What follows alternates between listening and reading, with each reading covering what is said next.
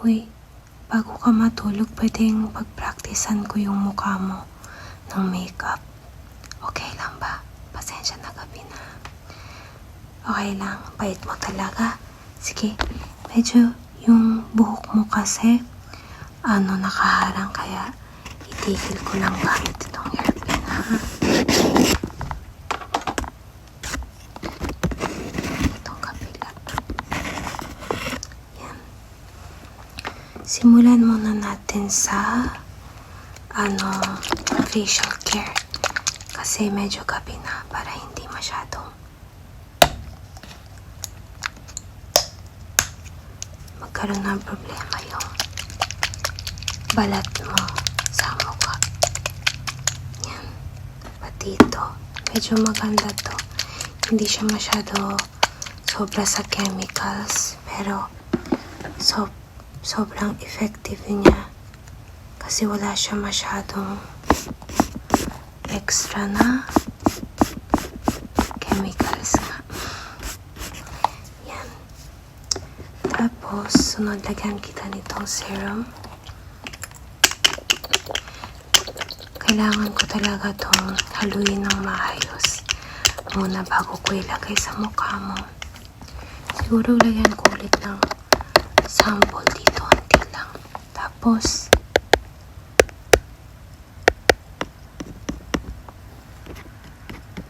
lagay ko sa buong mukha mo para maganda tingnan. Maganda hindi, para safe siya. Kung ano-ano na lang pinagsasabi ko.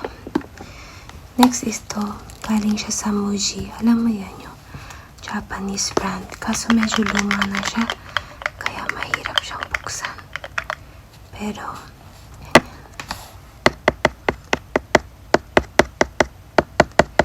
Lagyan ko konti dito. Tapos, spread ko sa mukha mo. Ito naman, para siyang mas milky yung texture niya.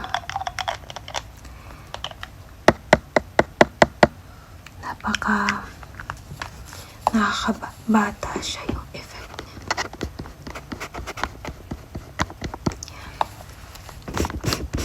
Ito rin, spread ko lang sa mukha mo.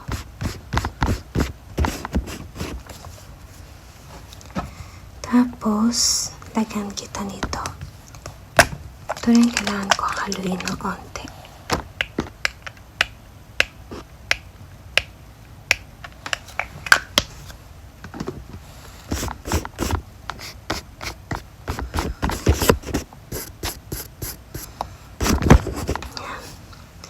Tapos para tanggalin natin yung mga red circles mo, mga blemishes mo, lagyan lang kita nito.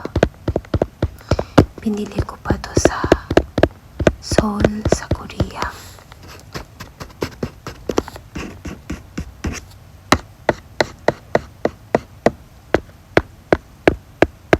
Yan.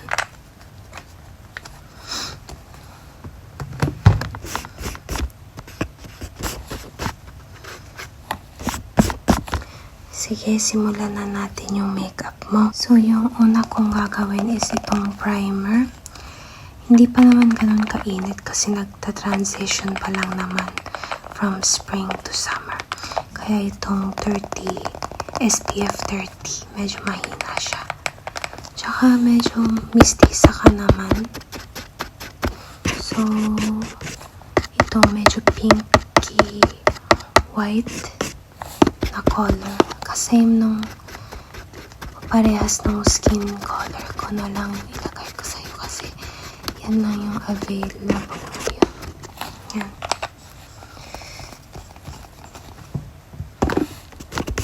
Gamit lang ako ng brush para mas maganda yung paghalo niya sa skin mo. Mas may balance kasi siya pag ginanon natin. Kaysa na finger, kamay lang yung gamit or yung mga It's either brush or itong parang blender puff. Yan talaga yung effective sa pag-mix ng makeup. Yan, ganda na. Simulan natin yung mukha mo. Gagamitin ko tong foundation na to. Meron na siyang puff sa loob. Kaya yun na yung gagamitin ko. Medyo light lang natin yung makeup mo kasi mainit. Pag napawisan, natatanggal din naman siya. Kaya, tawag dito? Light lang natin yung makeup para kahit mapawisan ka, hindi siya yung mukhang cakey na tunaw. Ganda-ganda lang siya na amount. Tapos, haluin ko ulit gamit yung brush, ha? Yan. Ganda. Tapos, simulan ko na yung blush. Kasi nandito na tayo. Gamitin ko to. Cute niya, no? Para siyang bear. Bear nga, hindi parang. Ito yung kulay niya. Napaka-natural. Hindi siya masyadong bright, pero hindi rin siya masyadong dark. Ang gandang pagka-pink niya. Kaya parang natural na natural talaga yung magiging itsura mo dito.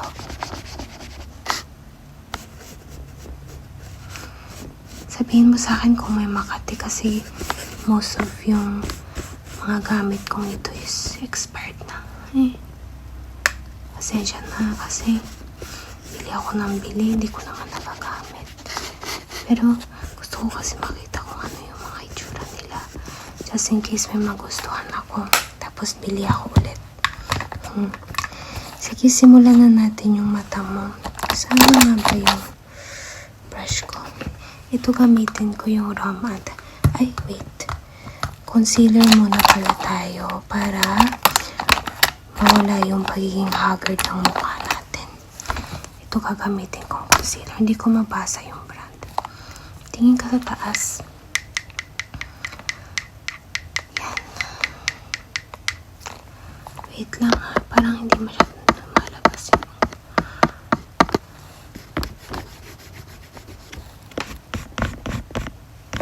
tinta niya.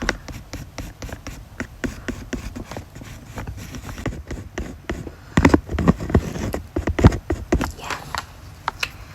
Tapos haluin ko lang siya para mawala yung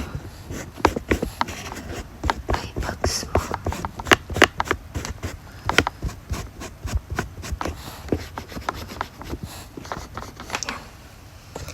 Sige, simulan na natin yung eyeshadow mo.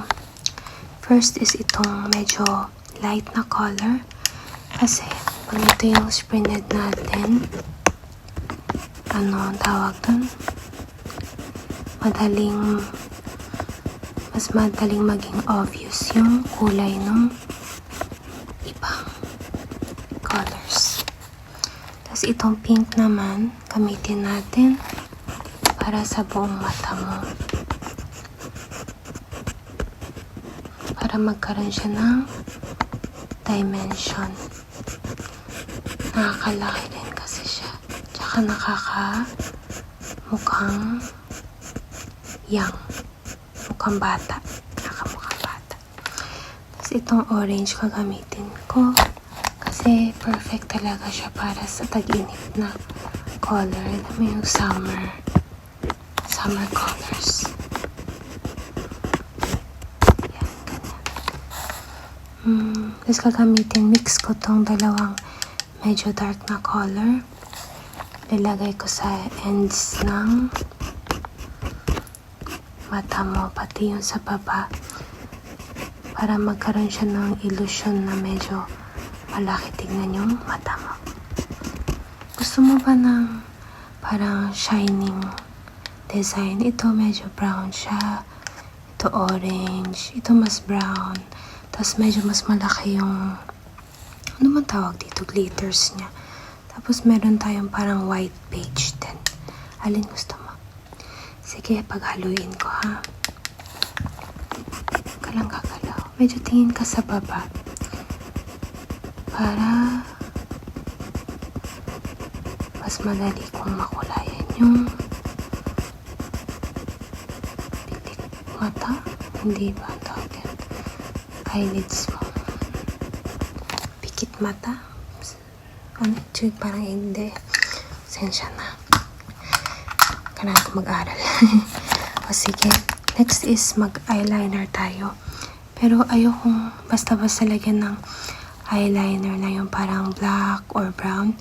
Kasi mas masaya pag ganito yung anong tawag ito? Pink na medyo glittery color. So ito yung ilalagay ko sa mata mo ha. Huwag ka lang masyadong gagalaw kasi kailangan talagang careful ka dito. Gusto mo ng Ariana Grande style na cut na cut yung eyeliner.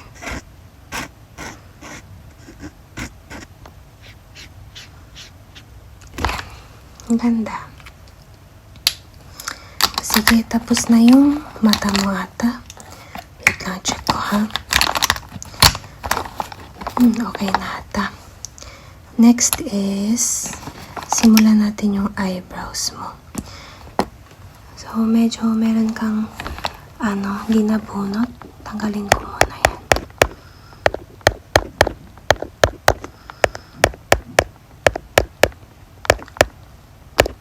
Masakit pa. Tiis ka lang. Sige. Yan, onti lang naman siya. Para mas maganda yung makeup. Ay, gawin ko yung eyelash mo muna ha. So, mag-mascara tayo. Pero medyo mataas na kasi yung pilik mata mo tsaka mahaba. Kaya wag natin masyadong lagyan ng products para mas natural siya tingnan. Ito yung House Loves nung kay Lady Gaga na brand. Sige, tingin ka sa taas.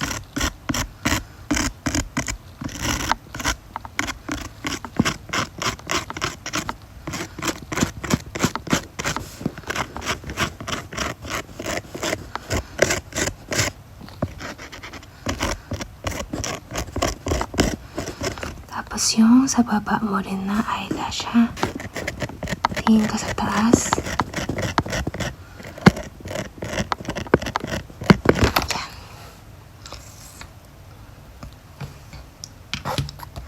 Sana yung ito ko. Tapos huwag kang gagalaw ha.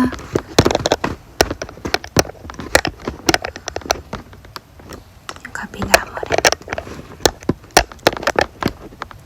Tapos yun sa baba rin ha. Huwag ka lang gagalaw. Yung kabila rin. Okay. Tapos next natin yung eyebrows mo naman. Kasi medyo may lumagpas. Ayusin ko lang gamit itong parang concealer pen ha.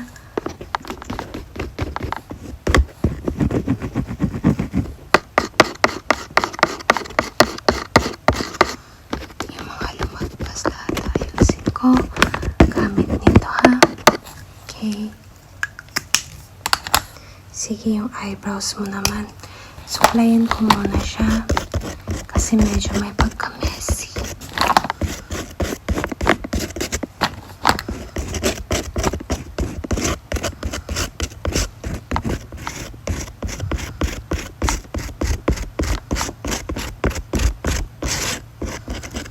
Ang ganda ng eyebrows mo. Napaka-full niya, no? Kasi minsan mahirap talaga siyang i-control kasi pag matubo siya masyado. Kasi ako rin makapal yung kilay ko. Minsan nahihirapan ako. Naging masyado siyang bushy. Kung saan-saan na lang direksyon yung kung saan-saan direksyon na lang siya. Sige, sulatan ko. Medyo brownish to siya. Kaya, hindi naman siya unnatural tignan.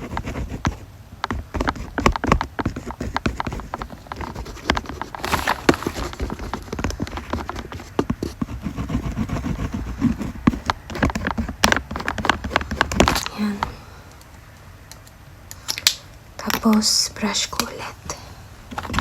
Para maganda yung finish niya. Yan. Ganda. Medyo brush ko lang gamit ito para maganda yung balance ng overall, ha? Okay, next is lagyan kita ng highlighter para maganda yung effect sa'yo ng araw. Glassy skin yan. Ang tawag doon, glassy skin ba yun? Yung medyo sikat sa Korea ngayon. Lagyan na rin kita ng bronzer para magkaroon ng dimension yung mukha mo. Para cute.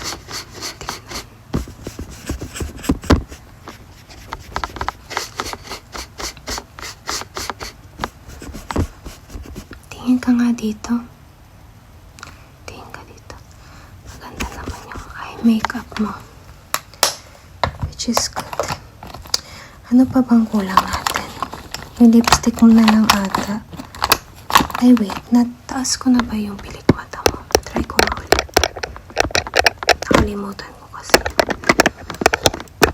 Yes, yung kabila ulit. Kasi dito ulit. Okay. Sige, mag-lipstick na tayo. Anong combination gagawin ko? Yung gamitin mo natin ito medyo light na color. Kang gagalaw. Yan. Tapos para hindi siya masyado mag-dry, lagyan ko siya ng parang velvet na lipstick. Yan. Wala. Natunaw tuloy. Lastly, lagyan ko siya ng lip gloss para ewan ko, kasi masaya po may lip gloss. Tapos, ganyan ka lang, mama. Yan. Ang ganda na. Sige, lagyan kita ng setting spray. Wait lang, brush ko muna yung buong mukha mo.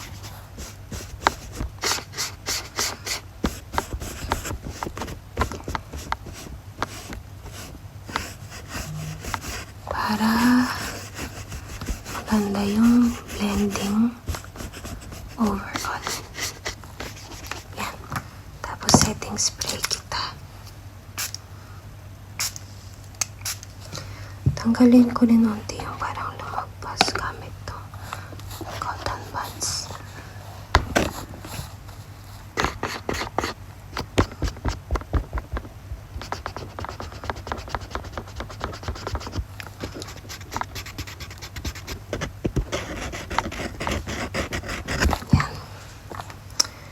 Setting spray kita ulit. Yan. Ganda na. Tanggalin ko lang yung hairpin mo kanina. Pati ito sa kabila. Yan. Okay ka lang? Wala naman makati sa mukha mo. Okay. So, salamat ha. Pasensya na ngayong gabi na lang. Alam mo naman, minsan motivation sa gabi talaga. Bigla nilang dumarating. Okay, so tapos na tayo. So matulog na tayo kasi maaga pa tayo bukas, ha. Once again, thank you. Good night.